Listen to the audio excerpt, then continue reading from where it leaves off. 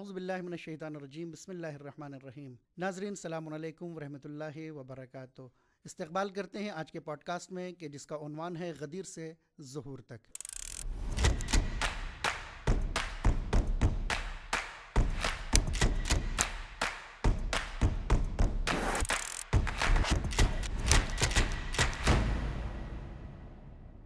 کبھی کبھی یہ سوال ہوتا ہے کہ غدیر چونکہ ایک ماضی کا واقعہ ہے، اس کا آج کے زمانے سے اور ہمارے آج کے امام جو امام وقت ہیں، امام حاضر و غائب ہیں، ان سے اس غدیر کا کوئی تعلق نہیں ہے۔ غدیر آج سے 1400 سال پہلے گزر گئی، ختم ہو گئی۔ امام علی علیہ السلام کو امام بنا دیا گیا، ان کو وسیع خلیفہ بنا دیا گیا، لیکن اس کے بعد یہ سلسلہ کہیں نہ کہیں ختم ہو جاتا ہے اور اس کا تعلق آج کے زمانے اور آج کے امام سے نہیں رہ جاتا۔ آج اسی گفتگو کو لے کر ہم حاضر ہوئے ہیں۔ آج کے پہلے مہمان ہیں حجت الاسلام والمسلمین مولانا فیضان حیدر صاحب، کے ان کا ویلکم کرتے ہیں آج کے اس پروگرام میں کہ حضور قبلہ آپ کا بہت بہت شکریہ کہ آپ تشریف لائیں اور اس موضوع میں ہمارے ساتھ رہیں گے انشاءاللہ۔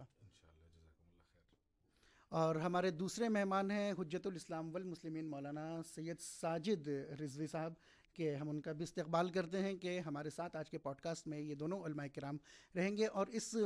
موضوع پہ ڈسکس کریں گے کہ واقعاً غدیر کا کیا تعلق ہے، کیا کنیکٹیویٹی ہے ظہور سے، امام زمانہ جل اللہ تعالیٰ فرجہ شریف سے۔ تو ہم اپنی گفتگو کا آغاز یہاں سے کرتے ہیں کہ پہلے میری یوتھ کے لیے آپ اس بات کو واضح کر دیں کہ خود غدیر کی اہمیت ہے، وہ آخر خود واقعہ کیا تھا۔ بہت ہی آپ بریفلی طور پہ اس کو بیان کر دیں کہ خود غدیر ہے کیا، کب واقع ہوئی، کس جگہ کا نام ہے، آخر وہ جگہ کہاں تھی، کہاں پیغمبر پہنچے، کس حال میں لوگوں کو روکا، تو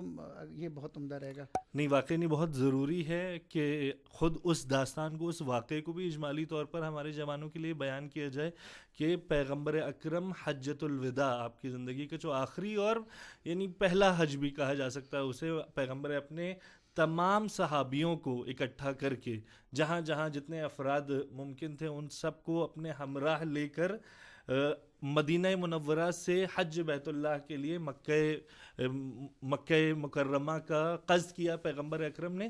اور یہ وہ واحد حج ہے جس میں پیغمبر اکرم نے تمام تر مناسک انجام دے کر تمام مسلمانوں کو متوجہ کیا کہ حج کے مناسک کیا ہیں، حج کے ارکان کیا ہیں۔ ایک ایک جگہ پر پیغمبر اکرم نے اپنے تمام تر صحابیوں کو اپنے ساتھ لے کر پوری طریقے سے، پوری تفصیل کے ساتھ جو ہے جسے کہا جاتا ہے، پیغمبر نے حج انجام دیا، اور اس کے بعد جب حج کے تمام مناسک انجام پا گئے تو تاریخ اسلام گواہ ہے کہ واپسی کے موقع پر جب یہ پورا قافلہ مکے سے روانہ ہونے والا ہے اور سب اپنے اپنے شہر جا رہے ہیں، تو مکے سے کچھ فاصلے پر مقام جحفہ میں پیغمبر اکرم جب اپنے اصحاب کے ساتھ تشریف لائے ہیں اور مسلسل آیات قرآنی کے نزول کا سلسلہ جاری ہے۔ پیغمبر کو بعض احکام جو ہیں وہ جبرائیل امین لا کے اور اس کی تبلیغ کے لیے متواتر تصریح کر رہے ہیں اور پیغمبر کو تاکید کر رہے ہیں کہ کوئی ایسا حکم ہے جو آپ کو بیان کرنا ہے، اور یہ مقام جحفہ ہے، سن 10 ہجری ہے، 18 ذی الحجہ کا موقع ہے، جہاں پر پیغمبر اکرم وہ افراد جو ابھی ہمراہ ہیں ان کو روک دیتے ہیں، جو افراد پیچھے رہ گئے، یہ ماحول بنایا گیا اس اعلان کے لیے، بالکل جو افراد پیچھے رہ گئے ہیں سمجھتے ہوئے کہ کون سا ایک عظیم پیغام ہے کہ جو اس جگہ پر ہونا ہے۔ یعنی اس کا اب بعض جگہ میں نے خود بھی یہ پڑھا ہے کہ ایسا نہیں ہے کہ یہ پہلی مرتبہ جو ہے وہ جبریل آئے اور آنے کے بعد کہا کہ یا ایھا الرسول بلغ ما انزل الیک من ربک، نہیں، بلکہ اس سے پہلے بھی 2 مرتبہ جناب جبریل آئے ہیں اور آنے کے بعد کہا ہے کہ اے رسول آپ اس پیغام کو پہنچا دیے۔ تو یعنی اس کی کوئی نہ کوئی اہمیت تھی کہ جس کے بارے میں رسول نے اتنا اہتمام کیا، اور دھوپ اور اس کے بعد جلتی ہوئی زمین، لوگ وہاں پہ تھے۔ تو مثلا اس کے آگے کیا واقعہ آپ کس طریقے سے اس کو ڈیفائن کریں گے؟ دیکھیے، عام طور پہ جب کوئی پروگرام بڑا ہوتا ہے، آپ یہ دیکھیں بجائے اس کے کہ میں اتنی تاریخ میں جاؤں، آج کے دور میں بھی اگر آپ دیکھیں کہ کوئی ایسا ایونٹ ہونے والا ہے یا کوئی ایک ایسا پروگرام آپ کرنے والے ہیں، تو اس کے اہتمام بھی اسی انداز سے کیا جاتا ہے کہ جیسا پروگرام ہوتا ہے ویسا اہتمام ہوتا ہے۔ اسی طریقے سے جیسا کہ آپ نے بھی اشارہ کیا کہ جبرائیل کئی مرتبہ آ کر کے پیغمبر اسلام کو اس موضوع کی طرف متوجہ کرایا، اور اس کے بعد پیغمبر نے اس جگہ کو انتخاب کیا کہ جہاں پر ایک ایسا جنکشن تھا گویا کہ جہاں سے مختلف کاروان الگ الگ جگہ کے لیے روانہ ہوتے تھے، وہاں سے علیحدہ ہوتے تھے، اہل شام کی طرف، اہل یمن کی طرف، جو لوگ مدینہ جانے والے ہیں وہ مدینہ کی طرف. تو پیغمبر نے اس جگہ کو انتخاب کیا، اور اس کے بعد وہ اہتمامات کہ جس کے ذریعے سے تاریخ میں ذکر کیا گیا کہ ممبر کیسا بنایا گیا، اور اس کے بعد خطبے کا آپ نے اہتمام کیا، طویل اور طولانی خطبہ آپ نے وہاں پہ ارشاد فرمایا، اور اس کے بعد جو ہے وہ مولا کائنات کی ولایت کا اقرار سب سے لیا. اور یہ صرف یہ نہیں کہ اناؤنس کر دیا کہ میں ان کو اپنا وصی بنا رہا ہوں، نہیں، اس کے بعد اس قافلے کو وہاں روکنے کے بعد 3 دنوں تک وہاں پر بیعت کا سلسلہ رہا. یعنی نہ فقط مردوں سے، یہاں تک کہ خواتین سے بھی جو ہے وہ بیعت لی گئی، اور اس کا بھی ایک خاص انداز تھا کہ ایک تشت جس میں پانی ہو اس میں رکھا گیا، ایک طرف مولا کائنات نے اپنا ہاتھ رکھا اور دوسری طرف جو ہے وہ جو دوسری خواتین ہیں انہوں نے ہاتھ ڈال کے ایک ایک سے بیعت لی. اور شاید یہ اس کی ایک سبب اور بھی رہا ہو، کیونکہ آج کے زمانے میں جب ہم فاصلوں کو طے کرتے ہیں تو ہم کلومیٹرز میں طے کرتے ہیں. جی، یہاں سے کہتے ہیں فلاں شہر دلی سے بمبئی کتنی دور ہے، 1000 کلومیٹر دور ہے، فلاں شہر کتنی دور ہے، 500 کلومیٹر دور ہے. اس زمانے میں جو سفر ہوتا تھا وہ ٹائم میں ہوتا تھا. جیسے مکے سے مدینہ جانے کا ٹائم ہے مثلاً 4 دن کا راستہ ہے، 5 دن کا راستہ ہے. خود پیغمبر کا وہاں پر اتنے 3 دنوں تک قافلے کو روکنا، یہ خود سبب ہے اس چیز کے امپورٹنس کی طرف کہ کوئی آدمی کل کو یہ نہ کہنے پائے کہ 1 گھنٹے کی ایک بات ہوئی تھی اور اس کے بعد وہاں پر ایک بیعت کا سلسلہ ہوا اور اس کے بعد سب چلے گئے. دیکھیے، اگر آپ مثلاً اپنے کام سے، آپ اپنے جاب کی جگہ سے، اپنے مدرسے سے، اپنے اسکول سے جب لوٹ کے جا رہے ہوتے ہیں تو ایک ٹائم پتہ ہوتا ہے گھر والوں کو، ہاں، کہ مثلا 1 بجے آ جائیں گے، شام کو 6 بجے آ جائیں گے. لیکن اگر وہ 6 بجے کا 7 ہو جائے، 7 کا 8 ہو جائے، 8 کا 9 ہو جائے، 1 کا 3 ہو جائے، تو اب گھر والے جو ہے وہ بیل بجنے کا انتظار نہیں کرتے، وہ دروازے پہ کھڑے ہیں. آج کے دور میں فون کرتے ہی کوشش کرتے ہیں، رابطہ کرنے کی کوشش، کیا ہوا. اس زمانے میں ظاہر سی بات ہے یہ سارے امکانات نہیں تھے. تو اب آپ تشویش کا اندازہ لگائیں کہ جہاں کا آدمی ہوگا، اہل یمن ہے، اہل شام ہے، اہل مدینہ ہے، جس شہر کا بھی آدمی ہے، اور اس کو پتہ ہے کہ یہ فلاں تاریخ کو چلیں گے اور فلاں دن کو پہنچیں گے اور نہیں پہنچے، 1 دن کی تشویش، 2 دن کی تشویش، 3 دن کی تشویش. تو جب وہاں پہنچنے کے بعد تو سب سے پہلا سوال یہ ہے کہ ہوا کیا، کہ اتنا لیٹ کیسے آئے. جب آپ کو مثلا 5 دن میں آنا تھا تو یہ 8 دن کیسے ہو گیا، 6 دن میں پہنچنے والے تھے تو یہ 9 دن کیا ہوا، یہ وجہ کیا تھی تاریخ کی. اگر کوئی یہ کہتا ہے کہ ہمیں نہیں پتا کہ کیا ہوا تاریخ میں، تو اس چیز کا وہ کیسے جواب دے گا. یعنی اس کا مطلب یہ کہ یہ اسی بات کی طرف سب اشارہ ہو رہا ہے، اس کی اہمیت کی طرف، تاکہ کل کو جانے کے بعد ممکن ہے کہ جیسے ہوتا ہے اکثر، اگر ہم لوگ کسی ٹریفک میں پھنسے ہیں، کیا ہوا تھا کہ ایک ایکسیڈنٹ ہو گیا تھا، گھر پہنچے آدھے گھنٹے کے بعد تھوڑا سا لیٹ ہوئے، تو وہ یہ ہوتا ہے نا کہ کیا ہوا تھا، ارے راستے میں ٹریفک ہو گیا تھا. تو ایونٹ اتنا زیادہ امپورٹنٹ نہیں تھا، لیکن آپ کو اتنی دیر روکا گیا ہے کہ اب وہ تشویش خالی معمولی نہیں ہے، وہ اتنی اہم ہے. اور اس کے بعد اب آپ جانے کے بعد بتائیں گے کہ بھائی، اور وہ اس کا اہتمام کچھ ایسا ہے کہ یہ بھی نہیں تھا کہ آپ لوگ رکے رہیے ذرا، خطبہ اراد ہونے والا ہے اور اس کے بعد آپ سن کے چلے جائیے گا. نہیں، بلکہ اس کے بعد تو ایک دوسرے مراحل تھے، وہ بیعت کا مرحلہ تھا، وہ جشن کا بھی مرحلہ تھا. شعراء شعر کہہ رہے ہیں، افراد اصحاب جو ہیں وہ یعنی اس کا مطلب ہے دے رہے کہ ہیں. جشن امامت جو پہلی ہی مرتبہ برگزار ہوا، جو پہلی مرتبہ منعقد ہوا، خود غدیر میں ہی امام علی کا، خود اس کا اہتمام خود پیغمبر نے بتایا. جی، بہرحال ہم لوگ یہاں تک تو پہنچ گئے ہیں کہ ہماری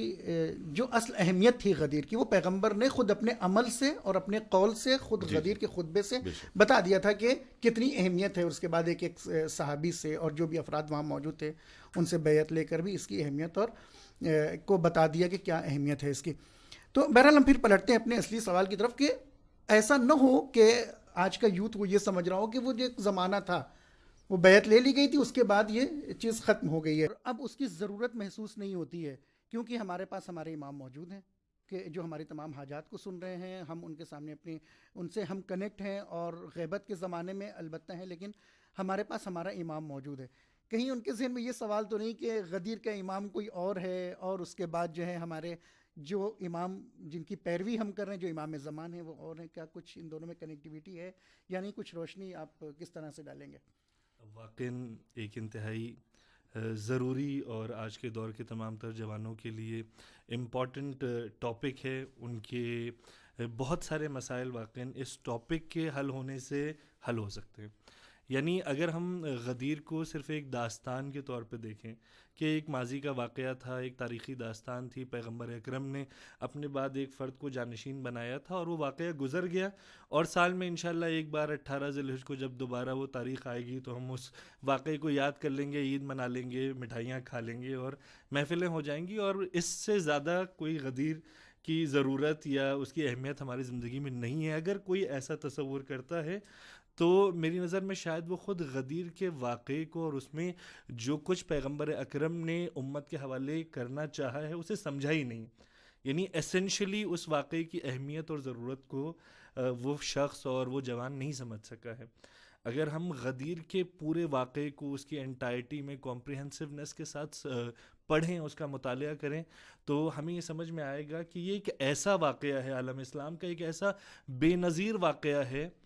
کہ واقعاً اس کی مثال نہ ہمارے اہل سنت بھائیوں کی کتابوں میں, نہ اہل تشیع کی کتابوں میں, اور کوئی واقعہ اس کے ہم پلہ اور اس کے ہم ردیف ہمیں نہیں ملتا.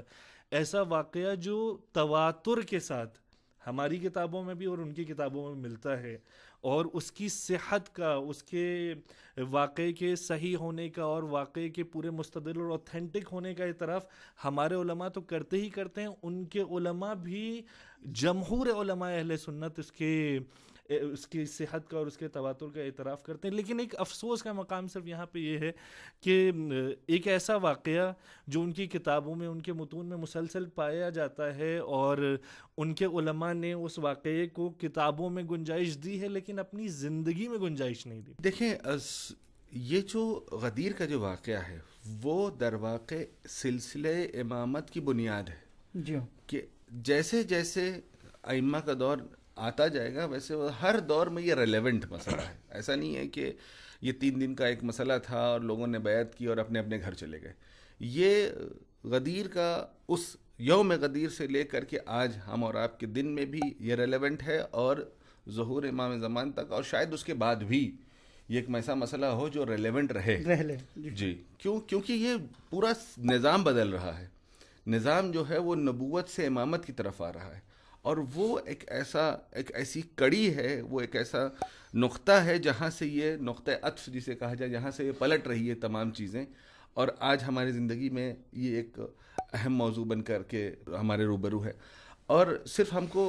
یوتھ کے لیے دیکھیے, ہمارے لیے ایک سب سے امپورٹنٹ چیز یہ ہے کہ ہم ممبر سے جو ہماری ذمہ داریاں ہیں کہ ہم ایک تو نقل واقعات کرتے ہیں. یہ بہت اچھی چیز کی طرف آپ نے متوجہ کیا کہ یعنی جو اہل ممبر ہیں ان کی بھی ذمہ داری ہے کہ وہ بعنوان مبلغ کہ نہ فقط نقل واقعہ ہو, بلکہ یہ کہ یہ جو واقعات ہیں یہ ہماری زندگی میں کتنے زیادہ اہم ہیں. ایسا نہ ہو کہ ہم صرف ایسے بن کر کے رہ جائیں کہ ہمارے مولا کے اندر یہ کمالات تھے اور ہمارے مولا ایسا ہے اور میرا نبی امام ایسا ہے. جیسے فارسی میں ایک ضرب المثل ہے جس میں وہ کہتے ہیں کہ من اونم کہ رستم بہت پہلوان, کہ میں وہ ہوں کہ رستم پہلوان تھا. تو کہیں گے بھائی آپ سے کیا, آپ کا ان سے کیا تعلق. جی تو ایسا نہ ہو کہ ہم کہیں کہ ہم وہ ہیں کہ جن کا مولا امیر المومنین ہے. یعنی اس کا مطلب ہے کہ آپ کا مولا باکمال ہے, ماننے والا جو ہے انہیں اس کو بھی باکمال ہونا چاہیے. بظاہر شاید یہی وجہ تھی کہ پیغمبر اکرم نے جب غدیر کے موقع پر 18 ذی الحجہ کو امیر المومنین کی ولایت کا اعلان کیا, تو صرف امیر المومنین کی ولایت کا اعلان اس دن نہیں ہوا, اس پورے سلسلے کا اعلان پیغمبر اکرم نے کر دیا کہ یہ ایک سلسلہ ہے جس کا تعارف, جو ہمارے 12 امام آنے والے تھے, بالکل یہ ایک سلسلہ ہے جس کی پہلی کڑی علی ابن ابی طالب علیہ السلام ہے. اور خطبہ غدیر کی طرف اگر کوئی غور کرے گا اور اس کا مطالعہ کرے گا تو اسے اس بات کا احساس ہوگا کہ پیغمبر اکرم نے امیر المومنین کے ساتھ ساتھ اس پورے سلسلے کو متعارف کروایا, اور وہ حدیث ثقلین جیسے بارہا پیغمبر اکرم اپنی زندگی میں ارشاد فرما رہے تھے, اس حدیث ثقلین کو بھی خطبہ غدیر میں جگہ دی پیغمبر اکرم نے. اور اس سے بھی یہ سمجھ میں آتا ہے کہ یہاں پہ کسی کی دوستی کا یا امیر المومنین کی نصرت کا مولائیت سے جو ہے اس سے کوئی ربط نہیں ہے. مولائیت کا معنی حاکمیت کا ہے, مولائیت کا معنی سرپرستی کا ہے, رہبریت کا. اسی لیے پیغمبر اکرم نے حدیث ثقلین کا بھی اشارہ کیا اور فرمایا کہ قیامت تک کے لیے اگر تم چاہتے ہو کہ گمراہی سے محفوظ رہو اور ہدایت یافتہ ہو جاؤ اور ہدایت یافتہ رہو, تو یہ دو ثقل ہیں جن کا دامن تمہیں تھامنا ہے, قرآن اور اہل بیت. تو اب ضروری ہے کہ قیامت تک کے لیے قرآن بھی اسی طریقے سے جاری و ساری رہے اپنے پیغامات کے ساتھ, اور اہل بیت کا سلسلہ بھی جاری رہے. اور یہی وجہ ہے کہ اسی خطبے میں پیغمبر اکرم نے جہاں اس کڑی کے پہلے فرد کا تذکرہ کیا, وہیں اس کڑی کی آخری فرد کا بھی تذکرہ کیا کہ منا مہدی هذه الامہ, جو قائم ہیں اس امت کے, جو مہدی ہیں اس امت کے, وہ بھی اسی سلسلے میں آنے والے ہیں. اور پیغمبر اکرم خود, اگر میں اس خطبے کے الفاظ کو استعمال کروں تو پیغمبر اکرم فرماتے ہیں معاشر الناس النور من اللہ عز وجل مسلوک فی, پروردگار عالم کی جانب سے جو نور جاری ہوا ہے وہ میری ذات میں جریان پا رہا ہے, میری ذات میں بھی موجود ہے. ثم فی علی ابن ابی طالب, اس سلسلے کی پہلی کڑی وہی نور. اچھا, اس سے ایک اور شبہ کا ازالہ ہو جاتا ہے کہ پیغمبر اکرم نے امامت کو اور اس منصب کو اور ان افراد کو نور سے تعبیر کیا. یہ نہ سمجھنا کہ عام بشری مخلوق ہیں اور یہ عہدہ جو ہے وہ بشری ہے کہ تم کبھی شورا کے ذریعے سے اور کبھی الیکشن اور سلیکشن کے ذریعے سے اس کو انتخاب کر لو. کہ نہیں, یہ ایک نور ہے جو خدا کی جانب سے جاری ہوا ہے. پہلے میرے اندر تھا, ثم فی علی ابن ابی طالب, ثم فی النسل منہ, پھر علی کی نسل میں, الی القائم المہدی. یہ خطبہ غدیر ہے, یعنی خطبہ غدیر میں موجود ہے. بالکل, پیغمبر اکرم نے اشارہ فرمایا کہ یہ نور جو پروردگار سے کی جانب سے جاری ہوا ہے, پہلے میرے وجود میں, پھر علی کے وجود میں, پھر علی کی نسل میں, یہاں تک کہ سلسلے کی آخری کڑی جو مہدی ہیں اور قائم ہیں اس امت کے, عجل اللہ تعالی فرجہ الشریف, ان کی ذات تک جو ہے یہ نور جاری رہے گا. یعنی اس پورے سلسلے کو قوم اور امت کے حوالے پیغمبر اکرم نے کر دیا. اور اسی وجہ سے آج کے دور میں ہمارے جوانوں سے غدیر پوری طریقے سے ریلیٹڈ ہے اور ظہور پوری طریقے سے ریلیونٹ ہے, اور ہمیں ان دونوں واقعات کی لنک کو اپنی زندگی میں سمجھنا ہے کہ کیا کنیکٹیویٹی ہے اور کیا رشتہ ہے. جیسا آپ نے اپنے ابتدائی کلام میں فرمایا تھا کہ آج کے دور میں کوئی جوان اگر یہ تصور کرے کہ یہ تو ایک واقعہ تھا جو پہلے امام کا تھا, ہمیں آپ اپنے زمانے کے امام سے ارتباط قائم کرنا ہے اور کنیکشن اور ریلیونس دیکھنا ہے کہ کس حد تک ہو سکتا ہے. لیکن پیغمبر متوجہ کر رہے ہیں کہ اگر اس کڑی کی پہلی فرد سے تم متمسک نہیں ہوئے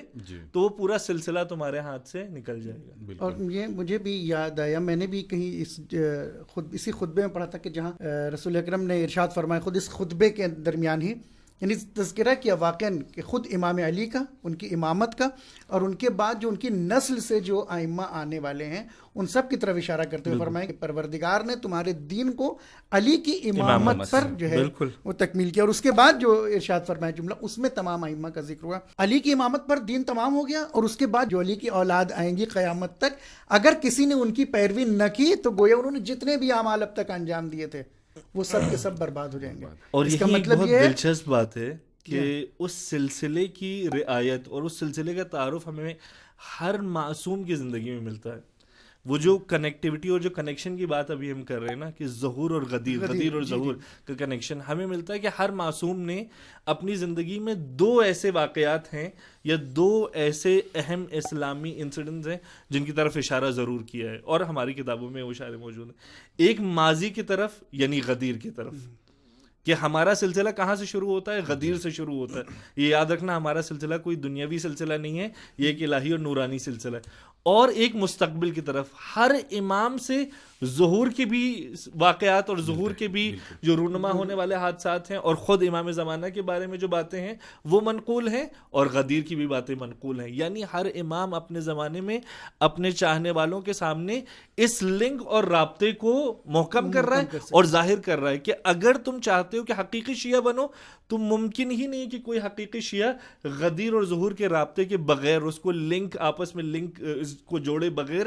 کوئی واقع حقیقی شیعہ بن پائے. حسن، اگر ممکن ہے کہ ہمارے یوتھ کے ذہن میں یہ سوال ہو کہ جب ہم لوگ اس بات کو ثابت کر چکے ہیں کہ غدیر کا ظہور سے ایک تعلق ہے، ایک رشتہ ہے، ایک کنیکٹیوٹی ہے، تو بھئی کچھ چیزیں ایسی ہونی چاہیے کہ جو وہاں بھی ہوں، یعنی غدیر میں بھی ہوں اور ظہور کے زمانے میں بھی ہوں. جی. یعنی کچھ مشترکات، کچھ کامن چیزیں جو وہاں بھی ہوں اور آج کے زمانے میں جو دیکھنے میں، تاکہ ان کا ہو سکتا ہے کہ اس کے ذریعے سے اور ایمان محکم ہو جائے اور اور غدیر کی اہمیت کو اور اس کے میسیجز کو اور بہترین طریقے سے وہ سمجھ سکیں. دیکھیے، سب سے پہلی چیز یہ ہے کہ ہر دور میں یہ جو سلسلے غدیر سے جو شروع ہوا، جہاں مولانا ساجد صاحب نے اس کی طرف اشارہ کیا کہ جب تک ہم اس سلسلے امامت کو غدیر سے نہیں جوڑیں گے تب تک مستقل طور پر جو امامت ہے یا ہمارے وقت کا بھی اگر ایون امام ہے تو وہ جواب دہ نہیں ہے. بالکل یہ اسی طریقے سے ہے جیسے ایک چین ہوتی ہے. ہم یہ کہیں کہ اگر ہمیں ایک چین مثلا چھت سے آویزاں کرنی ہے اور پہلا سلسلہ جو اس کا حلقہ ہے وہ نکال دیں، تو اگر وہ وہاں سے ٹوٹ گیا ہے تو یہ چین چھت سے کبھی آویزاں نہیں ہو سکتی ہے. یہ بالکل اسی طریقے سے کہ حبل اللہ المتین کی طرف جو اشارہ کیا گیا ہے کہ جس کی جو اصل جو ہے وہ آسمان میں ہے، وہ بالکل اسی سلسلے کی طرح ہے کہ ہم نے اس کو، یہ وہ غدیر وہ نقطہ ہے جہاں سے یہ چیزیں وصل ہیں، جہاں سے یہ کنیکٹڈ ہیں. اگر ہم اس کو چاہیں کہ مستقل طور پر اس کو ہم علیحدہ دیکھیں تو ممکن نہیں. لہٰذا ہم کو شروع سے ہی اس سلسلے کو دیکھنا ہوگا، اور ہمارے علماء نے، بزرگان نے، مراجع نے اس کی طرف مستقل اشارہ کیا ہے. اگر کسی کو اس کی ایک کمپلیٹ ریسرچ دیکھنی ہے تو خود آیت اللہ العظمہ رہبر معظم کی ایک کتاب جو ہے 250 سالے جو ہے ان کی 250 سال کا انسان، جی، وہ اگر پڑھے تو اس کو یہ محسوس ہوگا کہ جو ہم اور آپ یہاں پر ایک مختصر سے وقت میں بات کر رہے ہیں، وہ اس کی کڑی کو وہاں پر آسانی سے سمجھا جا سکتا ہے کہ ہاں یہ ایک ہی چیز ہے جو مختلف حالات میں، مختلف سچویشنز میں الگ الگ رول ادا کر رہی ہیں. اور وہی چیز جو اس زمانے کا تقاضا تھا کہ معرفت امام، صرف امام کو دیکھ لینا کمال نہیں ہے. امام کو تو نہ جانے کتنوں نے دیکھا، قاتلوں نے بھی دیکھا، اور وہاں نہ جانے کتنے لوگ تھے انہوں نے بھی دیکھا. اب اس کے بعد اگر آپ سلسلہ آگے بڑھائیں تو امام حسن کو بھی دیکھا، امام حسین کو بھی دیکھا، اور پھر آخر تک دیکھنے والے نہ جانے کتنے تھے. لیکن اصل مسئلہ ہے معرفت امام، شناخت امام، جس کے لیے جو ہے وہ دیکھنا ضروری نہیں ہے. اگر آپ نے ان کی شخصیت کو دیکھا ہے، سمجھا ہے، ان کے بارے میں مطالعہ کیا ہے، تو آپ کو دیکھنا ضروری نہیں ہے. آپ آٹومیٹکلی ان کو شخصیت کو کے بارے میں پڑھ کر کے ان سے متوثق ہو سکتے ہیں اور ان کی اہمیت کو سمجھ سکتے ہیں. ہماری یوتھ کو لیے بھی ضروری یہی ہے کہ ہماری یوتھ کو، ٹھیک ہے ہو سکتا ہے وہ اعتراض کرے، کم از کم انہوں نے دیکھ لیا، لیکن وہی بات جو آپ نے کہی، تو دیکھا تو دشمنوں نے بھی ہے، دیکھا تو قاتلوں نے بھی ہے، لیکن اس کے بدلے میں جو اجر نہ دیکھ کر کے ایمان رکھنے والوں کے لیے ہے. خود جس کے بارے میں روایت میں ہے کہ پیغمبر اپنے اصحاب کے درمیان میں بیٹھے اور ایک مرتبہ کھڑے ہو کر کے سلام کرتے ہیں، تو اصحاب نے کہا کہ یا رسول اللہ ہم سب موجود ہیں، آپ کس کو سلام کر رہے ہیں؟ تو آپ فرماتے ہیں کہ میں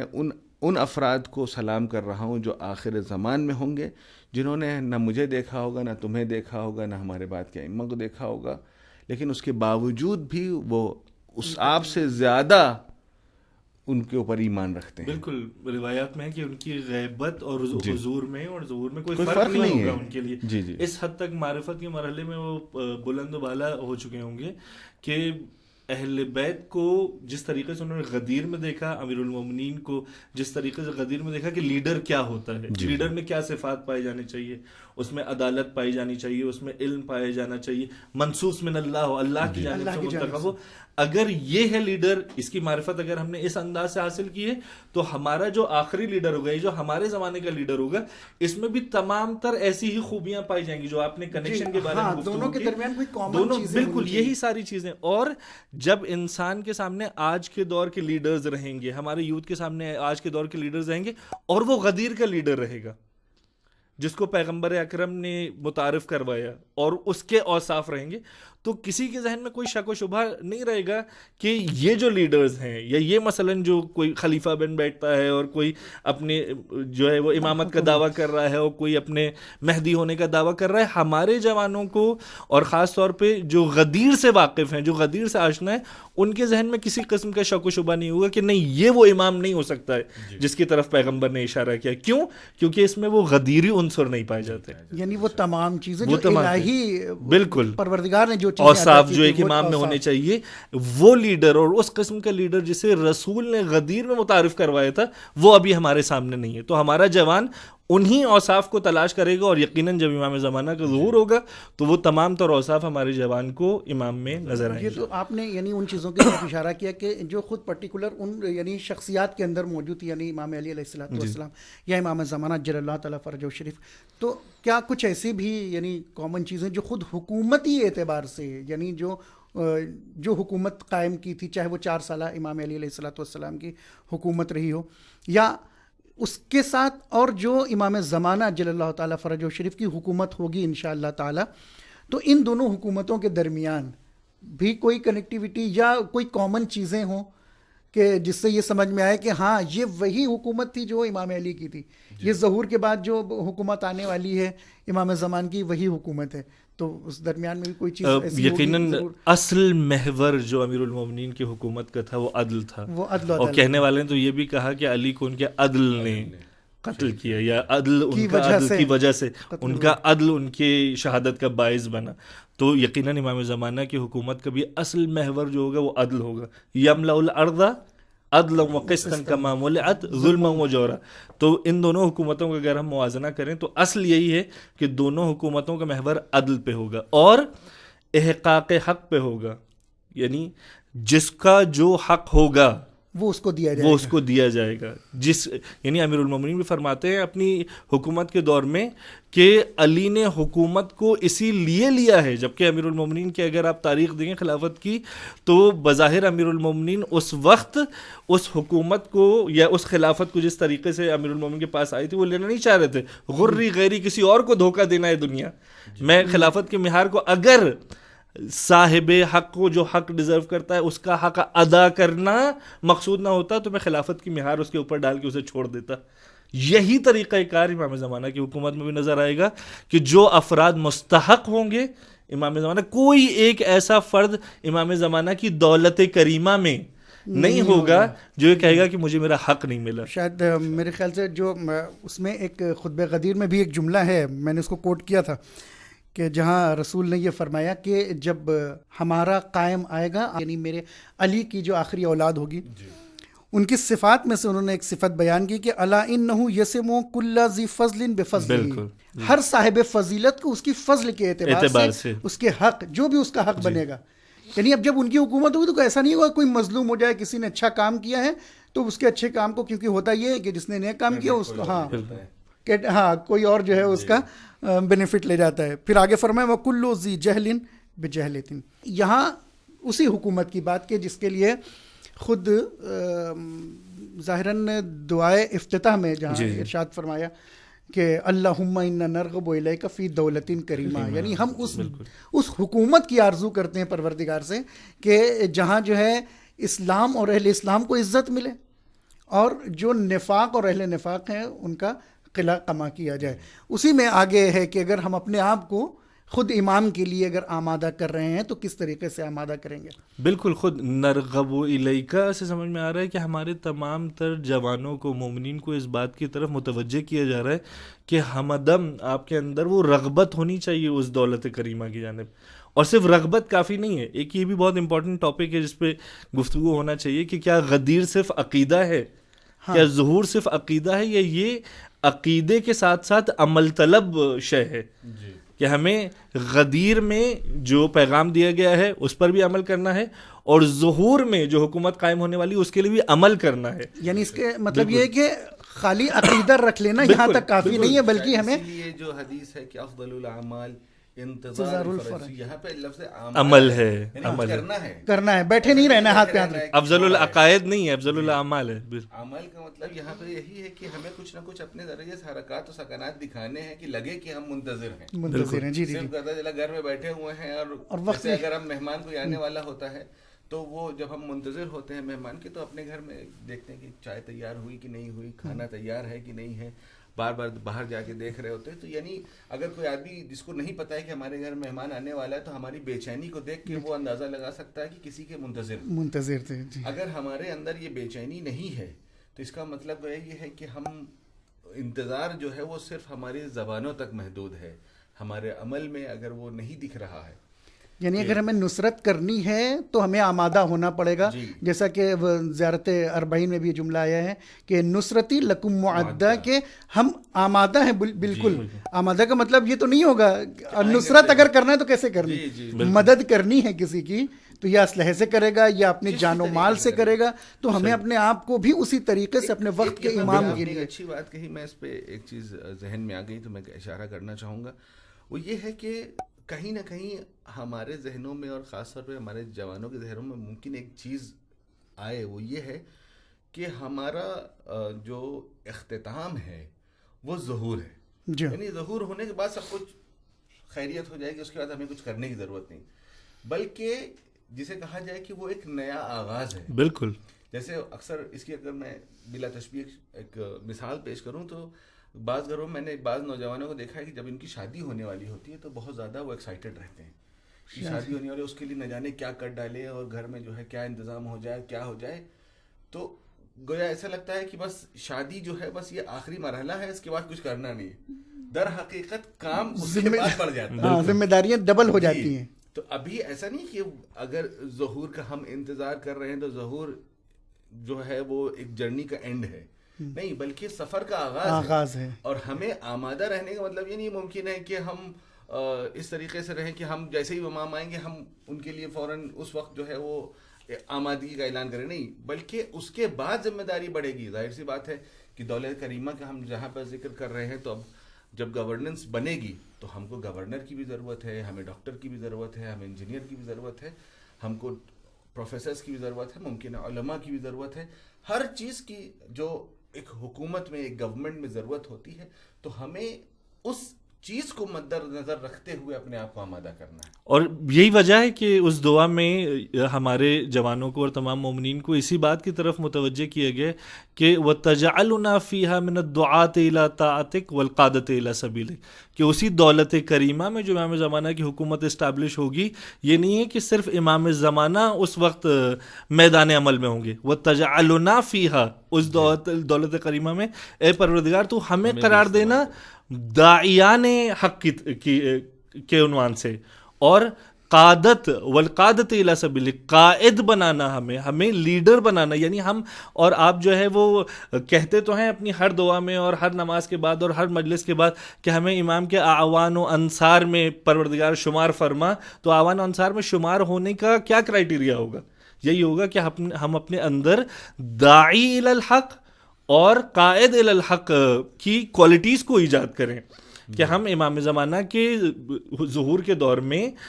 اس طریقے سے اپنے آپ کو ڈیولپ کر پائیں، اس طریقے سے اپنے اندر کی جو سکلز ہیں اس کو ڈیولپ کر پائیں کہ امام زمانہ ہمارا انتخاب کریں.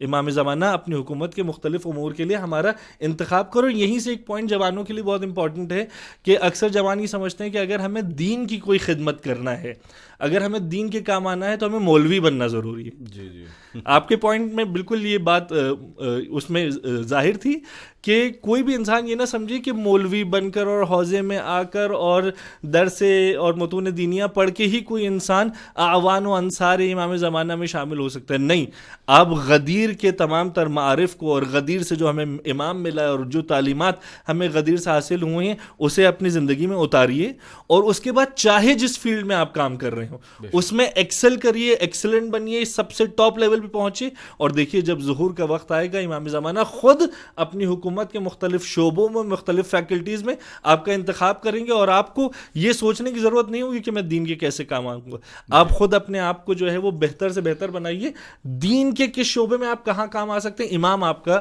انتخاب کریں گے. اس میں ایک چیز کی طرف اشارہ کروں کہ ہمارے یہاں جب دین اور دنیا کا ذکر کیا جاتا ہے تو نہ جانے کہاں سے یہ فکر ذہن میں آ گئی ہے کہ دین جو ہے وہ ریلیجس چیزوں سے ہی متعلق کر دیا گیا ہے. جہاں تک کہ آپ دیکھیے, میں اب اس کی تعبیر بھی کرنا چاہ رہا ہوں, تو وہ اصل میں یہ جسے کہا جائے کہ ویسٹرن انفلوئنسز ہیں جو ہمارے مذہب اور ہمارے دین کے اوپر آیا ہے. بالکل, کیونکہ ان کے یہاں رینیسانس کے بعد جو ہے وہ دین اور